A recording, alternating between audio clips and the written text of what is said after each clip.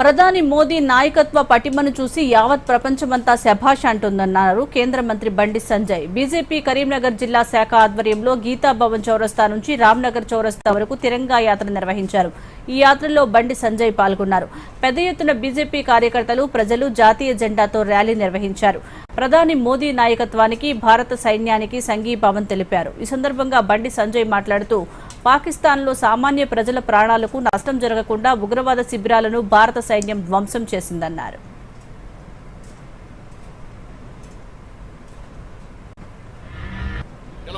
పహల్గాంలో 15 రోజుల వ్యవధిలోనే ఉగ్రవాద శిబిరాలను పూర్తిగా తుడిచిపెట్టిన సైన్యం భారత సైన్యం. కాబట్టి అనేక మంది సైనికులు ఇలా దేశం రక్షణగా ఉన్నారు. కాబట్టి ఇలా పాకిస్తాన్ లాంటి దేశం ఉగ్రవాదులకు స్థావరంగా ఏర్పడి ఉగ్రవాదులకు శిబిరాలను ఏర్పాటు చేస్తూ ఉగ్రవాదులకు ఆర్థికంగా సహకరిస్తూ ఇలా ఇతర దేశాల నుంచి ఆయుధాలు రప్పిస్తూ భారతదేశంలో అలజడి సృష్టించి శాంతి భద్రత సమస్యలు సృష్టించాలని చూస్తే ఇలా భారతదేశం ఎక్కడికక్కడ అడ్డుకుంటున్న విషయాన్ని, మన గుణపాఠం చెప్పిన విషయాన్ని పాకిస్తాన్ ఎప్పుడూ మర్చిపోదు.